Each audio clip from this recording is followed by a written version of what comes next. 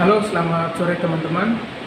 Pada sore hari ini saya akan menanggapi hasil persidangan atas meninggalnya Brigadir Joshua dengan terdakwa Ferdy Sambo dan Putri Chandrawati. Kemarin kita sudah mendengar pembacaan dakwaan dari jaksa penuntut umum, terus kemudian langsung ditanggapi oleh penasihat hukum baik dari Ferdy Sambo maupun Putri Chandrawati. Yang mau saya tanggapi begini teman-teman. Eksepsi yang diajukan oleh terdakwa baik Ferdy Sambo maupun Putri Chandrawati melalui kuasa hukumnya itu, kalau menurut saya itu sudah menyangkut pokok perkara, yang mana yang namanya eksepsi itu tidak boleh menyentuh pokok perkara. Pokok perkara itu kita bicarakan itu nanti pada saat agenda sidang berikutnya, mulai dari pembuktian, pembuktian keterangan saksi, keterangan ahli, keterangan terdakwa, dan lain sebagainya. Itu nanti dibahas di sana, bukan setelah pembacaan surat dakwaan terus kemudian pokok perkara itu dicantumkan dalam eksepsi. Teman-teman, saya akan membahas secara singkat apa itu eksepsi. Eksepsi itu diatur dalam pasal 156 ayat 1 KUHP, yang mana eksepsi adalah hak dari terdakwa untuk menjawab surat dakwaan dari jaksa penuntut umum.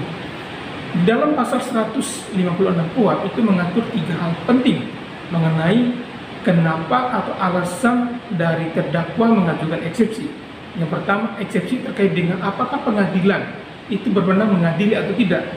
Sehingga kemudian Ferdy Sambo maupun Putri Chandrawati ini melihat apakah pengadilan negeri Jakarta Selatan ini punya kewenangan untuk mengadili perkara yang sedang dialami oleh Ferdy Sambo maupun Putri Chandrawati. Terus kemudian yang kedua, terkait dengan apakah perbuatan tindak pidana ini sudah kedaluarsa. Terus kemudian yang ketiga, adanya asas nebis in idem. Nebis in idem ini di mana seseorang dijatuhi sudah dinyatakan bersalah di pengadilan, terus kemudian masih dijatuhi oleh putusan pengadilan berikutnya. Jadi misalkan Ferdy Sambo dan Putri Chandrawati ini sebelumnya sudah dijatuhi hukuman pidana oleh majelis hakim atas meninggalnya Brigadir Joshua, tapi kali ini kenapa masih diadili di Pengadilan Negeri Jakarta Selatan atas permasalahan yang sama?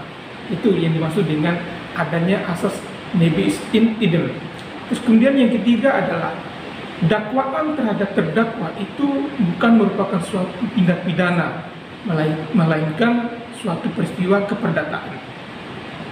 Terus kemudian yang ketiga, eksepsi atau keberatan surat dakwaan itu dapat dibatalkan jika di dalam surat dakwaan itu jaksa penuntut umum tidak mengacu di dalam pasal 153 KUHP. Jadi di dalam pasal 153 KUHP itu mengatur 5 hal penting. Yang pertama, di dalam surat dakwaan itu harus mencatut yang namanya tindak pidana yang dilakukan.